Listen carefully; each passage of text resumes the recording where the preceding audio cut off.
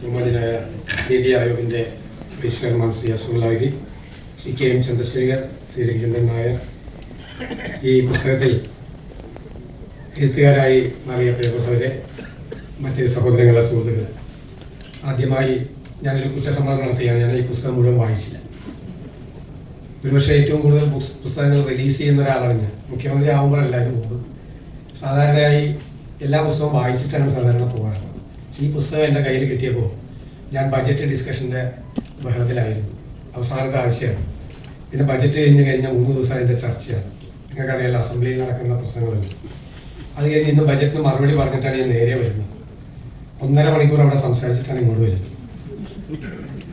Budget അവതരിപ്പിക്കുന്നതിന്റെ തലേദിവസത്തെ രാത്രിയിൽ അതേ ബുദ്ധിമുട്ട് തന്നെ ബജറ്റിന്റെ ലാസ്റ്റ് കൺക്ലൂഷൻ നടത്തുന്ന സമയത്ത് തലേ രാത്രി ഒട്ടും ഉറങ്ങാൻ പറ്റില്ല. കാരണം പുതിയതായി പ്രഖ്യാപിച്ചിരിക്കുന്ന 300 കോടി രൂപയുടെ വർക്കിന്റെ ഡീറ്റെയിൽസും മറ്റു കാര്യങ്ങളൊക്കെ തയ്യാറാക്കുന്ന തിരക്കിലായിരുന്നു. എങ്കിലും ഞാൻ ഈ പുസ്തകം ഒന്ന് ഓടിച്ചു നോക്കി. അപ്പോൾ എനിക്ക് വളരെ അത്ഭുതം തോന്നി, വളരെ സന്തോഷവും തോന്നി. ഞാൻ ചന്ദ്രശേഖർ സാറിനെയും ടി ശ്രീനിവാസ സാറിനെയും പ്രത്യേകമായി അഭിനന്ദിക്കുകയാണ്.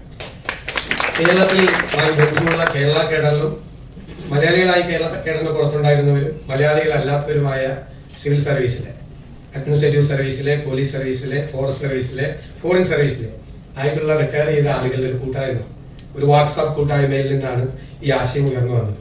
അവർ കേരളത്തെക്കുറിച്ചുള്ള അവരുടെ എക്സ്പീരിയൻസ് വളരെ നന്നായി പറഞ്ഞിരിക്കുകയാണ്.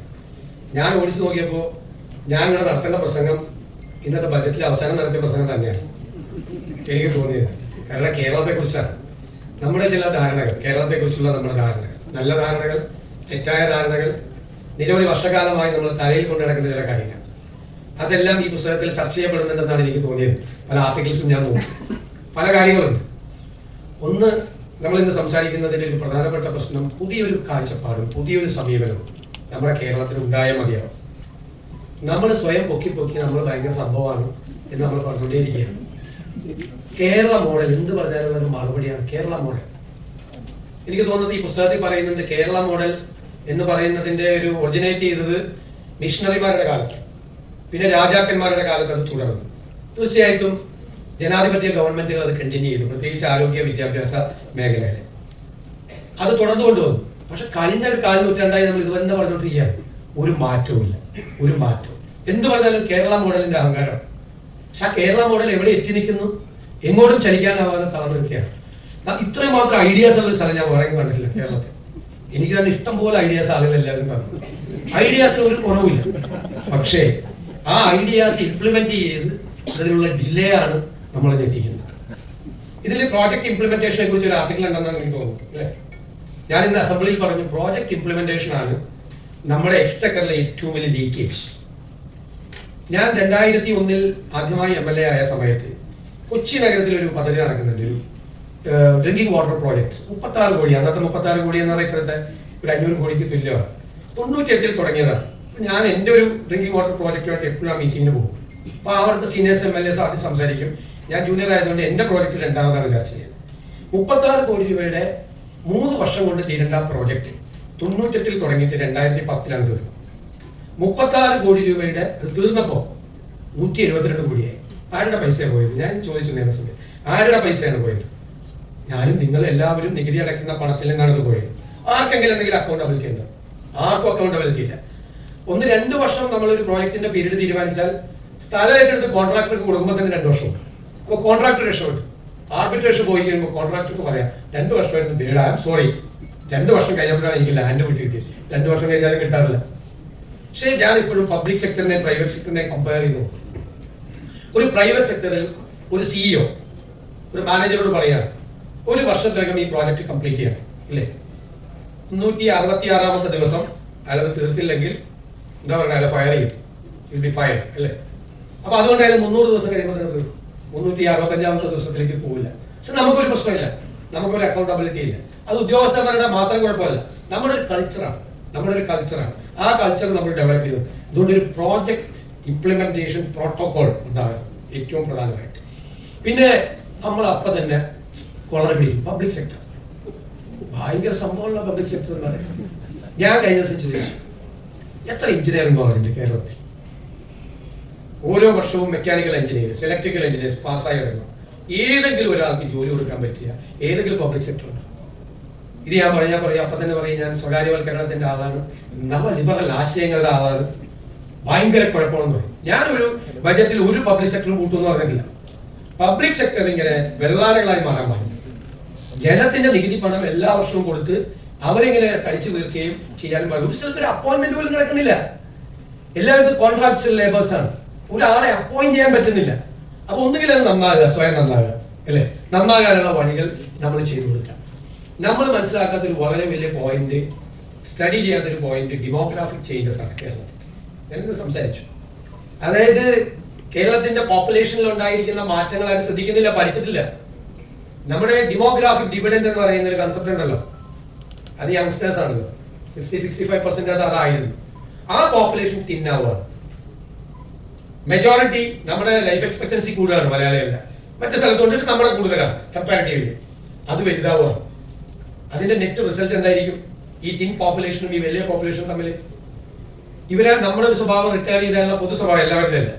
56-57 വയസ്സിൽ റിട്ടയർ ചെയ്താൽ, ഞാൻ എന്റെ ചെറുപ്പത്തിൽ കണ്ടിട്ടുണ്ട്, റിട്ടയർ ചെയ്ത ആളുകളെ വീട്ടുകാർ കൊണ്ടുപോയാക്കും, ഈ കൂട്ടുകാർ കൊണ്ടുപോയി ആക്കും എല്ലാവരും. അപ്പൊ വീട്ടുകാർ നെഞ്ചത്തിരിച്ച് നിലവിളിക്കും. ഞാൻ ഇപ്പൊ ഇല്ല, ഞാൻ എന്റെ ചെറുപ്പത്തിൽ കണ്ടിട്ടുണ്ട്. എന്നാ സംഭവം ഒന്നുമില്ല, അതോടുകൂടി ജീവിതം തീർന്നുണ്ട്. എന്നിട്ട് ആ ആണുങ്ങളാണെങ്കിൽ ആ ചാരികസേലയിലേക്ക് കയറും. ആ ചാരികസേലയിൽ ഇരുന്ന റോട്ടിൽ കൂടി പോകുന്ന അസുഖം വരും, ലൈഫ് സ്റ്റൈൽ ഡിസീസ്. സ്ത്രീകളാണെങ്കിൽ അടുക്കളയിലേക്ക് മടങ്ങും. അപ്പൊ പെട്ടെന്ന് എഴുതരാ, ഒന്നും ചെയ്യില്ല. ഇപ്പൊ പിന്നെ കുറെ പഞ്ചായത്ത് ഇലക്ഷനും മുനിസിപ്പാലിറ്റി ഇലക്ഷനും ഒക്കെ മത്സരിച്ച് പുറത്തേക്കൊക്കെ വരുന്നുണ്ട്, കുറച്ച് കൾച്ചറൽ പരിപാടിയൊക്കെ വരുന്നുണ്ട്. പക്ഷെ റിട്ടയർ ചെയ്ത് കഴിഞ്ഞാൽ പിന്നെ ജീവിതം അവസാനിച്ചു എന്നുള്ള കൺസെപ്റ്റ് ഒരു മാറ്റമില്ല. അതുകൊണ്ടാണ് ഞങ്ങൾ സീനിയർ സിറ്റിസൺസ് ഡിപ്പാർട്ട്മെന്റ് ഉള്ളത്. It's not a welfare project. പ്രായമായാൽ റിട്ടയർ ചെയ്തവർക്ക് വെൽഫെയർ ചെയ്യാനുള്ള പ്രോജക്റ്റ് അല്ല, സിൽവർ ഇക്കോണമിയാണ്. അതിലെ അവരെ ക്രിയേറ്റീവ് ആക്കുക. ഞങ്ങൾ പറഞ്ഞു ചെറുപ്പക്കാർ വരും, ചെറുപ്പക്കാർക്ക് MSME തുടങ്ങാൻ, സ്റ്റാർട്ടപ്പ് തുടങ്ങാൻ വരുന്ന ആളുകൾക്ക് നമ്മൾ ഐഡിയാസ് കൊടുക്കും. നമ്മൾ ഐഡിയാസ് നിങ്ങളുടെയൊക്കെ ഭാഗത്ത് നിന്ന് ഇൻവൈറ്റ് ചെയ്തിട്ട് കൊടുക്കും. അവർ ചിലപ്പോൾ ഒരാൾ മാനേജ്മെന്റ് എക്സ്പേർട്ട് ആയിരിക്കും, മാർക്കറ്റിംഗ് എക്സ്പേർട്ട് ആയിരിക്കും, പക്ഷെ ടെക്നിക്കൽ ഒരു ഐഡിയ ഉണ്ടാവില്ല. അപ്പൊ അവർക്ക് നമ്മൾ ടെക്നോ മെന്ററിനെ കൊടുക്കും നിങ്ങളുടെ ഈ ഗ്രൂപ്പിൽ നിന്ന്. അവർ ചിലപ്പോ ടെക്നിക്കലി ബെസ്റ്റ് ആയിരിക്കും, എല്ലാം അറിയാം, മെക്കാനിക്കൽ എഞ്ചിനീയർ നേരത്തെ പറഞ്ഞ പോലെ ഏതെങ്കിലും സപ്പോർട്ട് ഉണ്ടാവും. പക്ഷെ മാനേജ്മെന്റ് അറിയില്ല, മാർക്കറ്റിംഗ് അറിയില്ല, ഫിനാൻസ് അറിയില്ല, കൊണ്ടുപോകാൻ പറ്റില്ലല്ലോ, നടത്തി കൊണ്ടുപോകാൻ പറ്റില്ലല്ലോ. അവിടെ നമുക്കൊരു മാനേജ്മെന്റ് മെന്ററിനെ കൊടുക്കും, ടെക്നോ മെന്ററിനെ കൊടുക്കും. അപ്പൊ ഒരു വലിയ ഏജ് ഗ്രൂപ്പും ഈ ചെറിയ ഏജ് ഗ്രൂപ്പും തമ്മിലൊന്ന് മേർജ് ചെയ്യാം.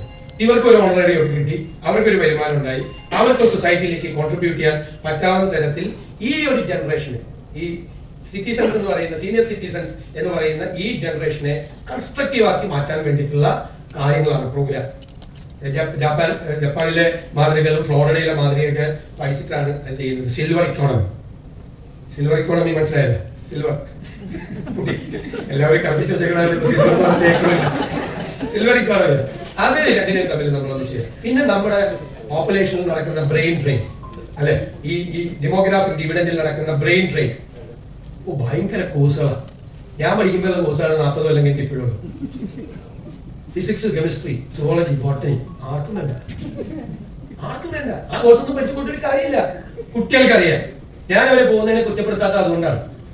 പോകുന്നതിന് ഏത് കോഴ്സ് ഒന്ന് ഇത്ര മാത്രം നോളജ് എക്സ്പ്ലോഷൻ നടക്കുന്ന ഒരു കാലം ഉണ്ടായിരുന്നു ലോകത്ത്. നമ്മളൊക്കെ പഠിക്കുമ്പോൾ ഉണ്ട്, പുതിയ അറിവൊക്കെ ഉണ്ടാവുന്നുണ്ട്. പക്ഷേ ഇതെന്ത് ഫാസ്റ്റ് ആയിട്ടാണ് വരുന്നത്. എഞ്ചിനീയറിംഗ് കോളേജിൽ പഠിക്കുന്ന സബ്ജക്ട് കോളേജിൽ നിന്ന് പുറത്ത് വരുമ്പോൾ ഔട്ട്ഡേറ്റഡ് ആവുക. ഔട്ട്ഡേറ്റഡ് ആവുകയാണ് കോളേജിൽ നിന്ന് പുറത്തിറങ്ങുമ്പോൾ. അത്രയും അപ്പൊ നോളജ് അപ്ഡേറ്റ് ചെയ്യുക എന്നുള്ളതാണ് ഏറ്റവും വലിയ ചാലഞ്ച് എല്ലാ ഏജ് ഗ്രൂപ്പിലും, അല്ലെ? ഏറ്റവും വലിയ ചാലഞ്ച് അതാ. അപ്പോഴും ഈ ഔട്ട്ഡേറ്റഡ് ആയിട്ടുള്ള കോഴ്സുകൾ കൊണ്ടിരിക്കുക. നമ്മൾ അതിനൊരു കൺസെപ്റ്റ് പറഞ്ഞു, ഗ്ലോബൽ ജോബ് വാച്ച് ടവർ. കാരണം nature of jobs have been changing, അല്ലെ? വളരെ വേഗത്തിൽ ചേഞ്ച് ചെയ്തുകൊണ്ടിരിക്കുക. അപ്പൊ നമുക്ക് നിങ്ങളെ പോലുള്ള ആളുകൾ വേണം ഞങ്ങളെ സഹായിക്കാൻ. ഓരോ സെക്ടറിലും നമ്മൾ ഈ വാച്ച് ടവറിലെ ആളുകളുണ്ടാവും. അവര് ഈ ജോബ്സിന്റെ നേച്ചർ മാറുന്നതനുസരിച്ച് റിപ്പോർട്ട് ചെയ്യണം ഗവൺമെന്റ് കറസ്പോണ്ടിങ് ആയിട്ട് കരിക്കുലം റീസ്ട്രക്ചർ ചെയ്യാനുള്ള പരിപാടി ചെയ്ത് പുതിയ കോഴ്സസ് സ്റ്റാർട്ട് ചെയ്യും. യൂണിവേഴ്സിറ്റികളിൽ, കോളേജുകളിൽ, എല്ലാ സ്ഥലത്തും. യൂണിവേഴ്സിറ്റികളിലൊക്കെ സിൻഡിക്കേറ്റ് എന്നൊക്കെ പറഞ്ഞാൽ ഭയങ്കര സംഭവം. അക്കാഡമിക് കാര്യം വെച്ചുള്ള എല്ലാ ചർച്ചകളും അത് മാത്രം ചർച്ച ചെയ്യില്ല. ജീവനക്കാരുടെ ശമ്പളം, അധ്യാപകരുടെ ശമ്പളം, ഇവിടുന്ന് അങ്ങോട്ടുള്ള ട്രാൻസ്ഫർ, ഗവർണറുമായിട്ടുള്ള തർക്കം, മറ്റേ ഒരുപാട് കാര്യം. അക്കാഡമിക് കാര്യം മുന്നില്ല, ഒറ്റ യൂണിവേഴ്സിറ്റിയിലും ചർച്ചയില്ല. അത് വെച്ച് ബാക്കിയുള്ള കാര്യങ്ങളാണ് യൂണിവേഴ്സിറ്റികൾ നടക്കുന്നത്. അതിനൊക്കെ ഒരു മാറ്റം ഉണ്ടായി. ഹയർ എഡ്യൂക്കേഷൻ നല്ല, ഞങ്ങൾ അതുകൊണ്ടാണ് കേരള നോളജ് വാലി എന്നുള്ളൊരു കൺസെപ്റ്റ് കൊണ്ടുവന്നത്. ഞാൻ ആഗ്രഹിക്കുന്നത് ഒരു ഇക്കണോമിക് മോഡൽ ഉണ്ട്, അതിനകത്ത് നടക്കും. വലിയ പൈസകളില്ലാതെ നടത്താനുള്ള ഒരു ഇക്കണോമിക് മോഡൽ ഉണ്ട്. ലെഗസി യൂണിവേഴ്സിറ്റീസിനെ ഇൻവൈറ്റ് ചെയ്യാം, യൂണിവേഴ്സിറ്റീസിനെ ഇൻവൈറ്റ് ചെയ്യാം. അവർ വന്ന് ലണ്ടൻ സ്കൂൾ ഓഫ് എക്കണോമിക്സും ഹാർവാർഡും കേംബ്രിഡ്ജും സെയിന്റ് ആൻഡ്രൂസും ഒക്കെ ക്യാമ്പസ് തുറക്കട്ടെ. വരും നമ്മൾ അതിനുള്ള ഫെസിലിറ്റീസ് കൊടുത്ത് അവർ വരും. വന്നിട്ട് നമ്മുടെ കുട്ടികൾ അവിടെ പഠിക്കട്ടെ. ഞാനൊരു കാര്യം പറയാം, കേരളം ഈസ് വെരി പുവർ, പക്ഷെ കേരള ഈസ് നോട്ട് പുവർ. അവർ മക്കളെ പഠിപ്പിച്ചോളൂ. സ്റ്റേറ്റിന്റെ പുറത്തുനിന്ന് കുട്ടികൾ പഠിക്കാൻ പറ്റും. എഡ്യൂക്കേഷൻ്റെ ഒരു ഡെസ്റ്റിനേഷൻ പോയിന്റ് ആക്കാൻ പറ്റിയ കേരളത്തെക്കാൾ നല്ല സ്ഥലം എന്ന് പറയുന്നത്, നല്ല ക്ലൈമറ്റ്, പൊതുവെ ലോകത്തോടൊന്നും വലിയ പ്രോബ്ലം ഇല്ല അല്ലെ, ആളുകൾക്ക് സമാധാനത്തോടുകൂടി മക്കളെ വിടാം പഠിപ്പിക്കാൻ വേണ്ടി. ഹെൽത്തും അതുപോലെ തന്നെയാണ്.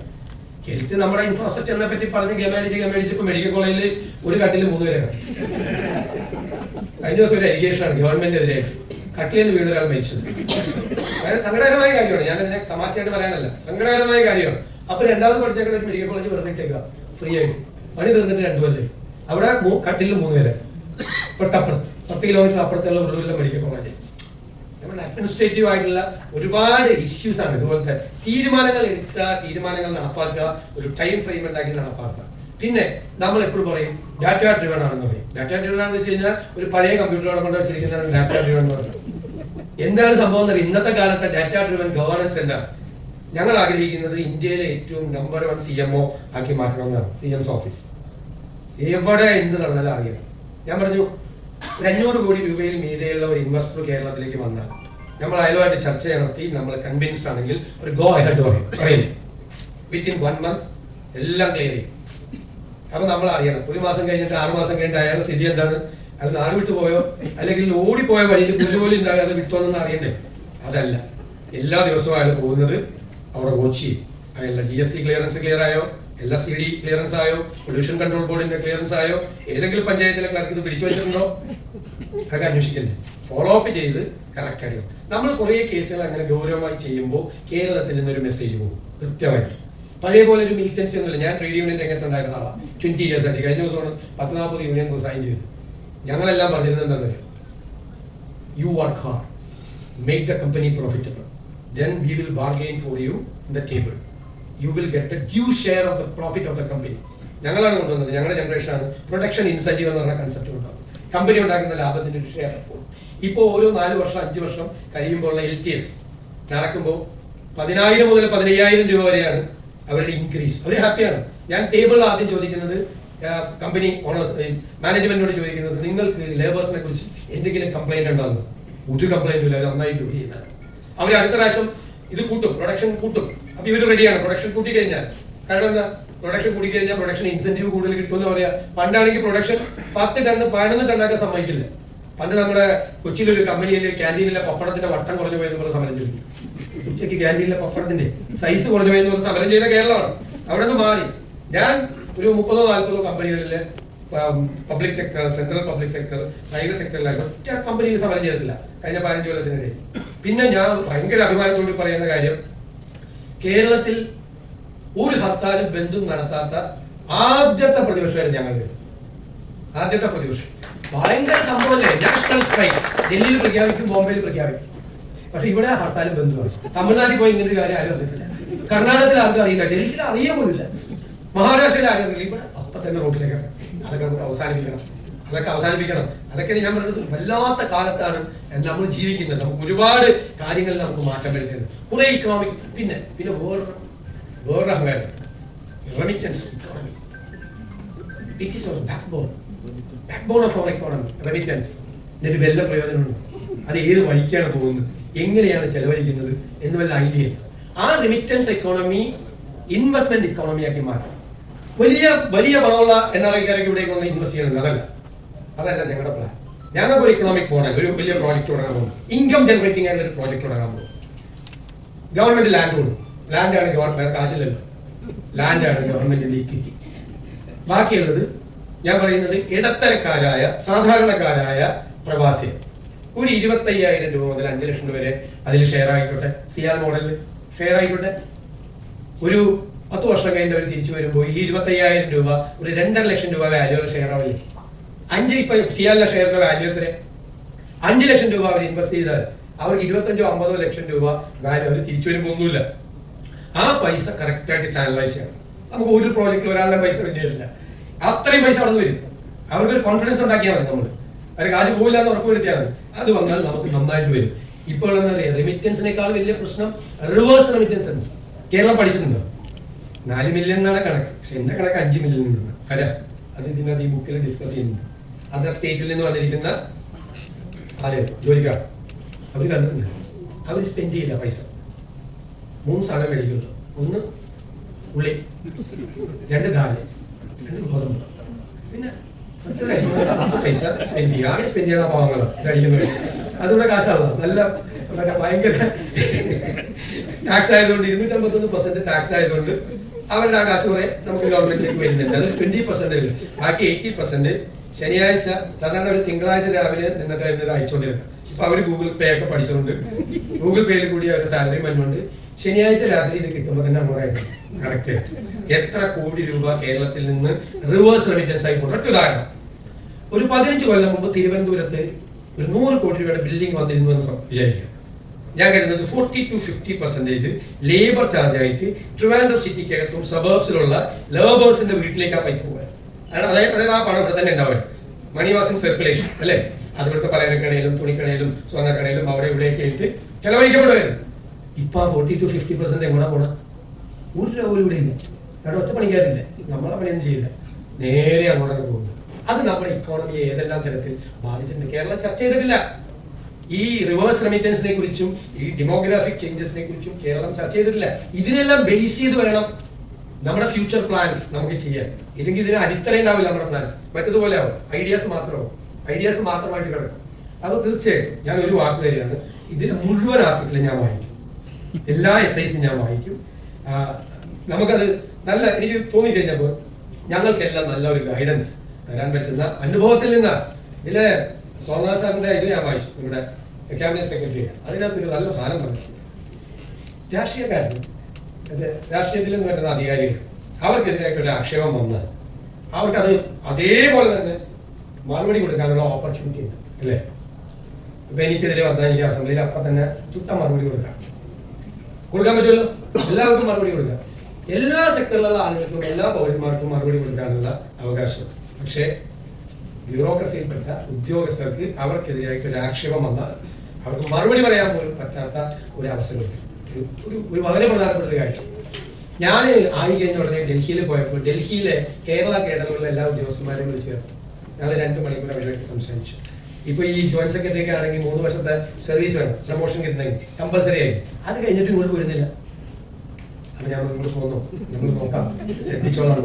ഞാൻ ഇവിടെയുള്ള സെക്രട്ടറിമാരുടെയൊക്കെ മീറ്റിംഗ് വെച്ചിട്ട് ഞാൻ ഒരു കാര്യം, ഇൻ ഗുഡ് ഫെയ്ത്ത് നിങ്ങൾ എടുക്കുന്ന എല്ലാ തീരുമാനങ്ങളും പൂർണ്ണമായി പ്രൊട്ടക്ട് ചെയ്യും.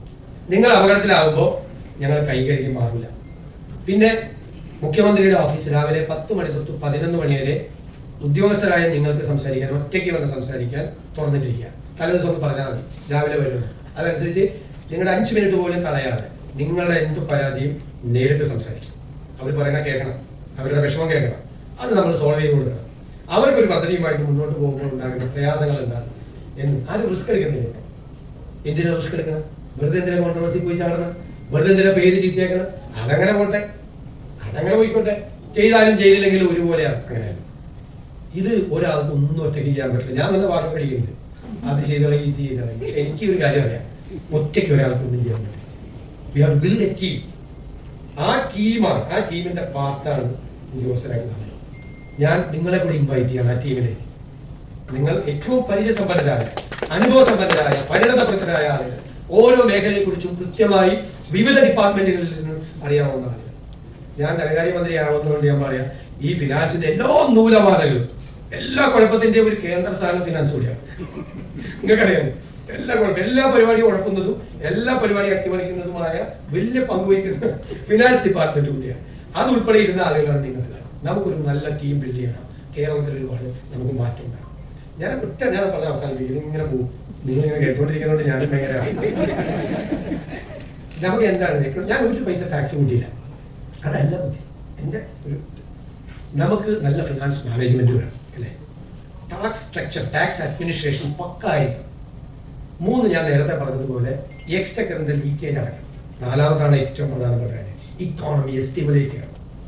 ഇക്കോണമി ഇക്കോണമിയെ സ്റ്റിമുലേറ്റ് ചെയ്യുന്നത് എങ്ങനെയാണ്? Investment, activities. അതുകൊണ്ടാണ് എൻ്റെ ഡ്രീം പ്രോജക്ട്സ് ഈ 2 അന്താരാഷ്ട്ര തുറമുഖങ്ങളും ഒരു കണ്ടെയ്നർ ടെർമിനലും 17 മിനി തുറമുഖങ്ങളുള്ള കേരളത്തെ ഒരു പോർട്ട് സിറ്റിയാക്കി മാറ്റണം. ഞങ്ങൾ അതിനകത്ത് സ്റ്റഡി നടത്തിയിട്ടുണ്ട്. അതിന്റെ പ്രോജക്റ്റുകൾ റെഡിയാണ്. അത് മാറിയാൽ കേരളത്തിൽ വലിയ മാറ്റം ഉണ്ടാവും. എംപ്ലോയ്മെന്റ് ജനറേഷൻ ഉണ്ടാവും. എക്സ്ട്രാ നമുക്ക് ഫില്ല് ചെയ്യാൻ പറ്റും. നമുക്ക് ടൂറിസം സാധ്യതകൾ വർദ്ധിക്കും. കാരണം തൊട്ടിപ്പുറത്ത് ബാക്ക് വാട്ടറാണ്, അതുമായിട്ട് ഇന്റഗ്രേറ്റ് ചെയ്യുക. അതിന്റെ തൊട്ടപ്പുറത്ത് വെസ്റ്റേൺ ഗാർഡ്സ് ആണ്.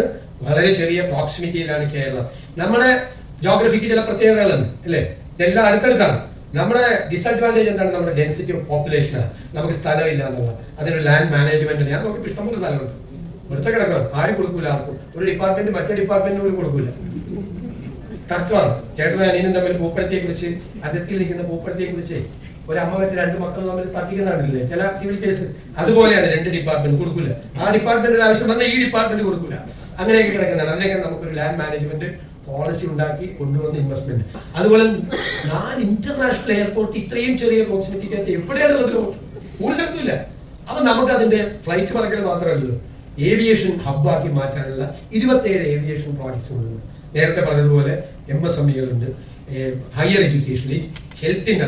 ഞാൻ ഒറ്റുകാരണം, ഞാൻ നമ്മുടെ സൽമാൻ റുഷ്ദിയുടെ നൈഫ് വായിച്ചു. മുസർ നൈഫിലൊരു ഭയങ്കര ഇദ്ദേഹത്തിന് ഒരു 26 വയസ്സുകാരൻ വന്നിട്ട് 16 കുത്തുകുത്തി കണ്ണുപോയി, കഴുത്തുപോയി, ചങ്ങുപോയി, ആൾ വീണുപോയി. ചോപ്പറിലാണ് രക്ഷപ്പെടുത്തിയത്. സർവൈവ് ചെയ്ത് കഴിഞ്ഞിട്ട് എനിക്കിടക്കാൻ വയ്യ. അപ്പൊ ഞാൻ റീഹാബിലിറ്റേഷൻ സെന്ററിൽ കൊണ്ടുപോകും. റീഹാബിലിറ്റേഷൻ സെന്ററിൽ കൊണ്ടുവന്നു. ഇയാൾ കുറച്ച് ദിവസം കഴിഞ്ഞപ്പോൾ കൂളായി എനിക്ക് വന്ന് മറ്റേ വിക്ടറി സിറ്റി പബ്ലിഷ് ചെയ്ത് ഈ ബുക്ക് ഇറക്കി. അവരാണ് റീഹാബ് സെന്റേഴ്സ്. നമുക്കുണ്ടാക്കാൻ പാടില്ലേ? എത്ര പേര് തളർന്നു കിടക്കുന്നു, അവരെ എഴുന്നേൽപ്പിക്കാം.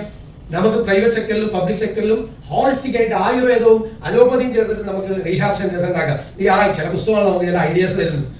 നമുക്കിത് ചെയ്യാം. ചെയ്തു കഴിഞ്ഞാൽ പൗണ്ടും ഡോളറും തമ്മിൽ കമ്പയർ ചെയ്യുമ്പോൾ ഇത് ഭയങ്കര ചീപ്പാവും. പുറത്തുനിന്നുള്ള ആളുകൾ ധാരാളമായി വരും.